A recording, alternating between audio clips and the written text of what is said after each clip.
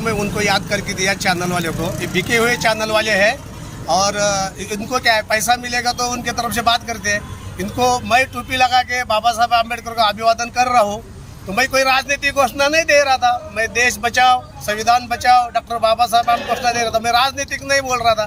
लेकिन देश के प्रधानमंत्री आचार संहिता लगने के बाद लंबा लंबा भाषण दे रहे धर्म के ऊपर, तो उधर नहीं कि आचार संहिता।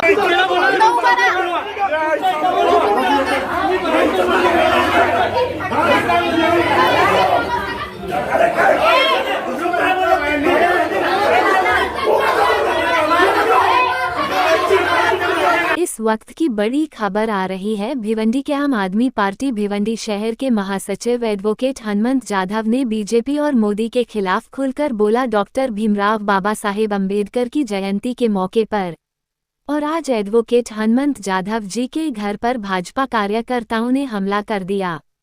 और आइए देखते हैं उन्होंने क्या कहा।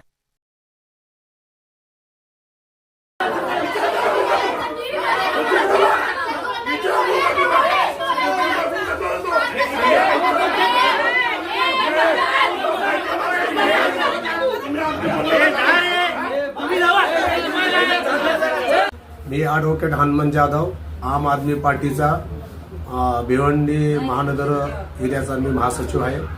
आज आमच्या एरियामध्ये आमच्या इंडिया आघाडी घटकचे उमेदवार माननीय बाळामामा म्हात्रे हे कचेरीपाड्यात आले होते।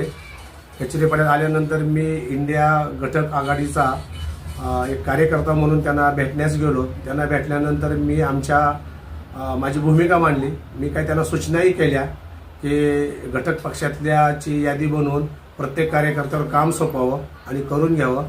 आणि मी थोडीशी टीकाही केली बीजेपीवरती टीका केल्यामुळं नंतर बाळामामा म्हात्रे पुढील कार्यकर्त्याला भेटण्यास गेल्यानंतर मला त्यांच्या बीजेपीच्या कार्यकर्त्यांनी माझ्या घरावरती हल्ला केला आणि हल्ला करून मला घरातच आता मला पोलीस स्टेशनला कंप्लेंट सुद्धा यायला जाता येत नाही, कारण ते सगळे कार्यकर्ते 100-150 तिकडे उभा राहिलेत माझ्या पोलीस स्टेशन रस्त्यावरती।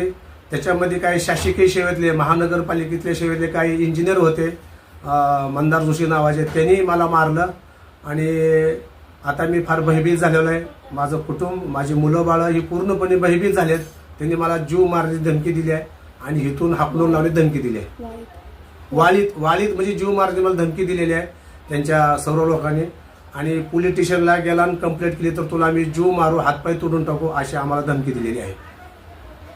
सिर्फ सामान्य लोगों के लिए आचार संहिता है क्या?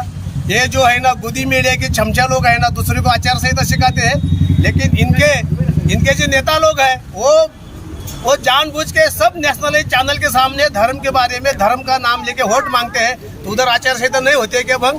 कानून सबके लिए सेम है, कानून का जो कलम है सबके लिए सम्मान है, सबके साथ सम्मान न्याय होना चाहिए। अगर कानून सबके लिए सामान्य है सर, तो चुनाव आयोग ने कोई एक्शन क्यों नहीं लिया अब तक? चुनाव आयोग ने आंखों के ऊपर पट्टी बांधा है। चुनाव आयोग है मोदी का गुलाम है जी, इसलिए वो चुनाव आयोग मोदी के खिलाफ एक्शन नहीं लेता है। हम अंधभक्त है, नहीं उसका गुलाम है, अंधभक्त ना लो, गुलाम तो उससे भी बड़ी बात है जी।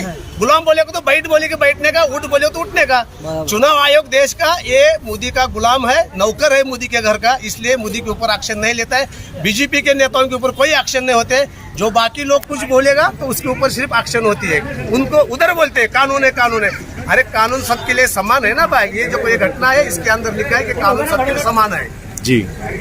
बोलो सर, आप इस मंच के माध्यम से आज बाबा साहेब आम्बेडकर की जयंती के एक पावन अवसर पर आप देश के नाम पे क्या संदेश देना चाहते हैं कि जैसे कि एक तानाशाही आज देश में लागू हो चुका है, लगभग हमारा देश तानाशाही की ओर बढ़ रहा है, तो आपका क्या संदेश है देश की आवाम के लिए? मेरा संदेश ये है, कहीं हजारों साल के बाद स्वतंत्रता मिली है लोगों को, कहीं लाखों के लोगों ने बलिदान दिया है।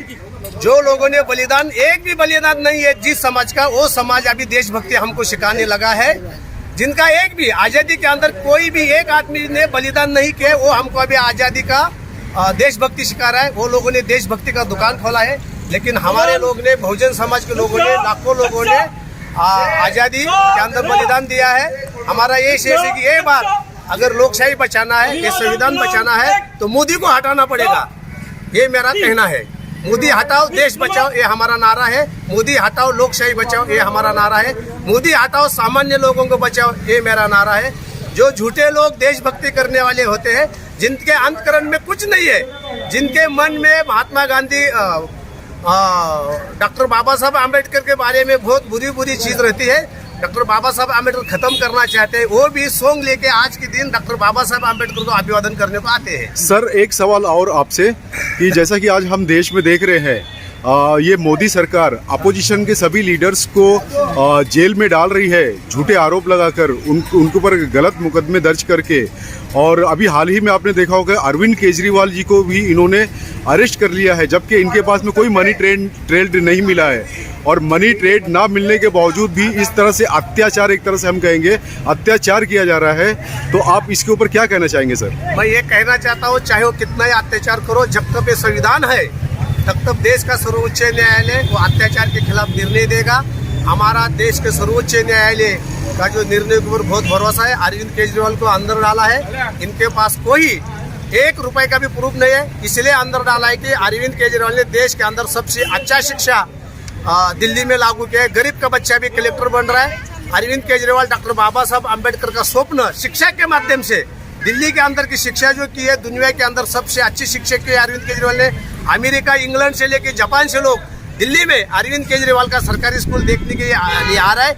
यही इनके मन में ये दुख रहा है, दिल्ली वाले के, दिल्ली जो बीजेपी के लोगों में मन में दुखा रहा है कि अमेरिका, इंग्लैंड, जर्मनी के लोग अरविंद केजरीवाल के यहाँ जाते हैं, हमारे पास क्यों नहीं आता है।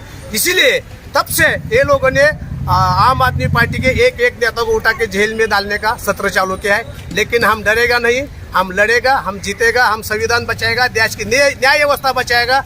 इसके लिए हमारा पूरा भरोसा है, हम लड़ेंगे और हम जीतेंगे। सर एक लास्ट आखिरी सवाल आपसे है। जैसे कि बाबा साहेब अम्बेडकर का सबसे पहला उद्देश्य और मकसद ये था कि देश के हर गरीब बच्चे को सामान्य शिक्षा मिलनी चाहिए और उच्च स्तरीय शिक्षा मिलनी चाहिए।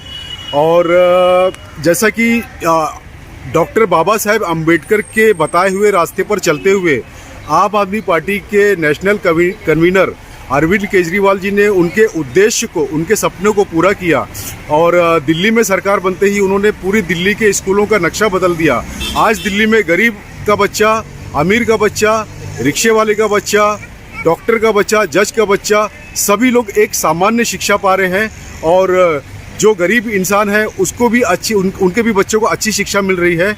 और दूसरी बात सर, जैसा कि हमारा देश संविधान से चलता है और जो बाबा साहेब अम्बेडकर का लक्ष्य था, तो आज हम देख रहे हैं सर, आज हमारे देश पर अनपढ़, जाहिल, गवार, गुंडे, लुच्चे, लफंगे, चाय वाले, तड़ीपार, ये सब हमारे देश पर राज कर रहे हैं सर। इस व्यवस्था को हम कैसे नष्ट कर सकते हैं? देखो, मैं अपना जो है ना, पहला बहुत बड़ा काम किया महात्मा फुले ने शूद्र, अतिशूद्र लोगों के लिए पुणे में स्कूल चालू किया 1 जनवरी 1948 में। और वो महात्मा फुले और सावित्रीबाई माई ने अपना जीवन उछावर कर दिया, बलिदान कर दिया शिक्षा के लिए, गरीबों के बच्चे के लिए। उन्होंने उनके जीवन में 40 स्कूल खोले थे। आगे जाके छत्रपति शाहू महाराज ने भी इनका कार्य आगे रखा और छत्रपति शाहू महाराज और महात्मा फुले का काम को मद्देनजर रखते हुए डॉक्टर बाबा साहब आम्बेडकर ने ये घटना बनाई। एक घटने का कलम, जिसे अनुच्छेद बोलते हैं, 12 से लेकर 32 तक, ये सब तुम्हारे मौलिक अधिकार दिया है, शिक्षा का अधिकार दिया है, स्वास्थ्य का अधिकार दिया है, तुम्हारा पर्सनल अधिकार दिया है। तो ये बाबा साहब आम्बेडकर बहुत महान थे, उनकी बहुत बड़ी दृष्टि थी कि आगे जाके अगर ये अधिकार, शिक्षा का अधिकार, स्वास्थ्य का अधिकार, ये जो है मौलिक अधिकार, फंडामेंटल अधिकार, अगर हम घटना में नहीं रखेंगे तो लोग हमारे भी भूल जाएंगे। उनको पता था कि हमारे समाज, मतलब बाबा साहब आम्बेडकर समाज भी धीरे धीरे भूल जाएगा। और इसलिए उन्होंने घटना के अंदर लिखित रूप में ये सब अधिकार रखे हैं कि लोग चाहे पढ़े, आगे जाके अगली पीढ़ी पढ़े। और ये सभी अधिकार जो घटने का कलम 12 से लेकर 32 के अंदर जो सब अधिकार दिए अपने मानव के लिए, मानव जीवन के लिए, वो अधिकार बाबा साहब आम्बेडकर ने एक घटना के अंदर लिख के अपने लिए साबित रखे। जब तक ये घटना है, जब तक ये संविधान है डॉक्टर बाबा साहब आम्बेडकर का, तब तक अपन पढ़ सकते हैं, तब तक अपन लिख सकते हैं, अपन शिक्षा ले सकते हैं, तब तक अपन स्वतंत्रता पीछ दे सकते हैं। इसीलिए हर नागरिक का एक कर्तव्य है कि संविधान का कलम 12 से लेकर 32 तक कम से कम सबने पढ़ना चाहिए, रोज पढ़ना चाहिए एक कलम। ऐसा रोटेशन करना चाहिए, जहाँ की टीवी चैनल का मालिक देखने के बजाय डॉक्टर बाबा साहब अम्बेडकर संविधान पढ़ना चाहिए। संविधान का कलम दिया है, अपना स्वतंत्रता, शिक्षा का अधिकार, स्वास्थ्य का अधिकार, ये सब दिया है इसके अंदर। अभी जो मैं बोल रहा हूँ, ये खड़ा हो कि वो भी सब बाबा साहब अम्बेडकर की देन है। स्पीच ऑफ द फ्रीडम ये लिखा है, इसके मैं बोल रहा हूँ। इसके लिए सब नागरिक ने एकजुटता होना चाहिए और संविधान का जागर करना चाहिए। गली गली में संविधान, जो लोग पारायण करते हैं ना बाबा महाराज का, वो छोड़ के ये संविधान का पारायण हर गली गली में करना चाहिए और हर रोज लोगों को संविधान का इम्पोर्टेंस बताना चाहिए। बहुत बहुत धन्यवाद सर। तभी ये गुंडे लोगों का राज खत्म हो जाएगा। बहुत धन्यवाद सर, बहुत धन्यवाद।